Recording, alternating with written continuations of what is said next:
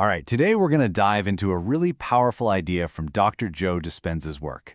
It's all about how you can break the habit of being yourself to create a totally new future. And it starts with a simple idea. What you're thinking and feeling right now is literally creating your life tomorrow. So, let me ask you this. Do you ever feel like you're just living on autopilot? Kind of like Bill Murray in Groundhog Day, where you wake up, you see the same people, you do the same things, and you feel the exact same emotions just to do it all over again the next day.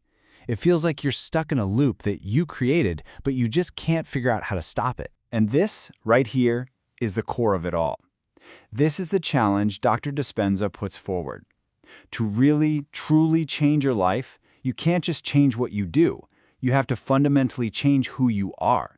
You literally have to break the habit of being your old self. It all comes down to this really simple but profound equation. Your personality creates your personal reality. And think about it. What is your personality? It's just how you think, how you act, and how you feel on a consistent basis. So if you want a different life, a new reality, you can't show up with the same old personality. You have to become someone else entirely. Now, I know this might sound a little out there, but stick with me, because this is actually grounded in some pretty mind-bending science, specifically from the world of quantum physics.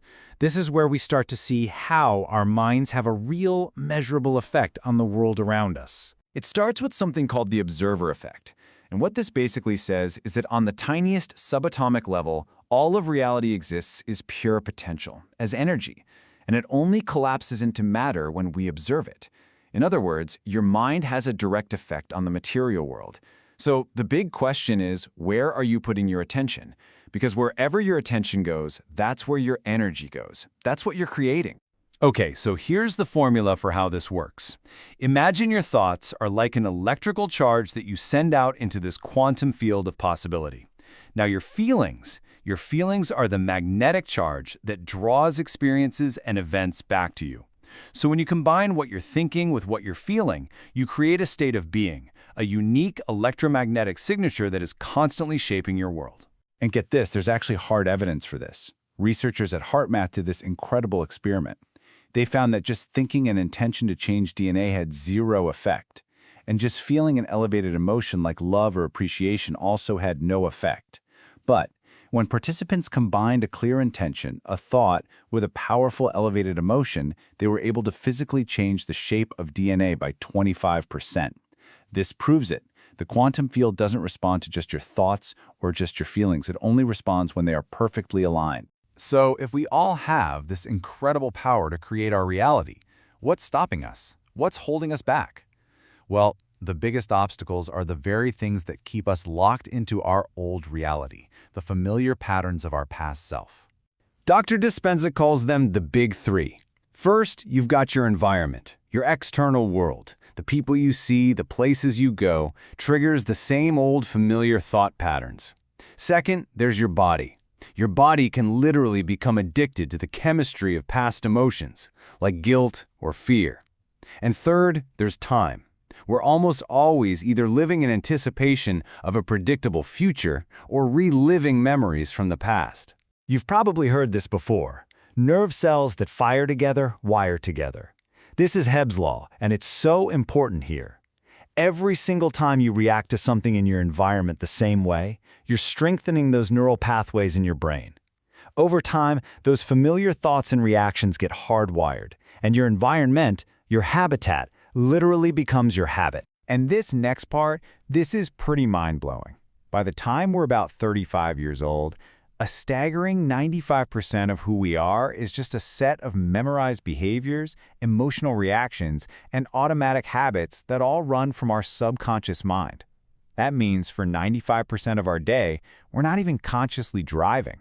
The body has basically become the mind, and it's running the show on autopilot. So, all of this means we're usually operating in one of two states. In survival mode, we are the effect of our world.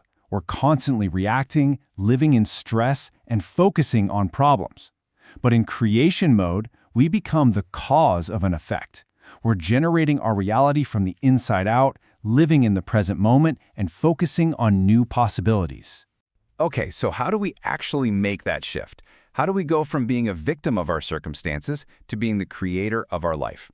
Well, the answer lies in understanding the science of changing your brain. It's a journey that involves three parts of your brain. First, you start by thinking. You use your neocortex, your thinking brain, to learn new information and new knowledge. Then, you move to doing.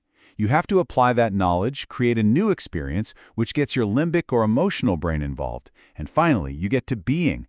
This is when the cerebellum, the seat of your subconscious, memorizes this new state until it becomes automatic, until it's just who you are. So you go from thinking to doing to finally being. And this is where meditation becomes an absolutely essential tool.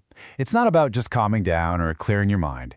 In this context, meditation is the skill of getting beyond your conscious analytical mind so you can access the subconscious operating system.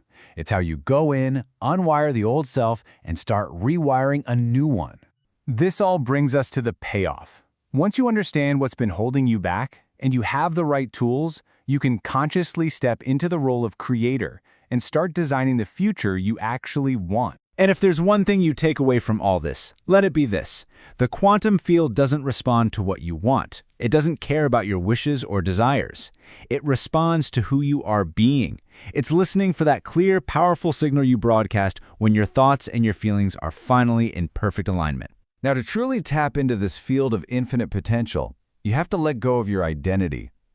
And that means you have to go beyond your body, beyond the things in your environment, and beyond your sense of linear time. You have to enter that creative space as pure consciousness, as a nobody, totally free from the old identity that keeps you tethered to your past reality. So what's the ultimate creative state? It's gratitude. When you can feel genuinely grateful for an experience before it actually happens, your body starts to believe it's already a reality. You are sending the most powerful signal you possibly can to the quantum field, a signal that your future has already arrived. So, it all comes back to you. Knowing what you know now, that your mind can and does shape your world, and that you can truly break the habit of being yourself, it leaves us with one final empowering question. What future will you start creating today?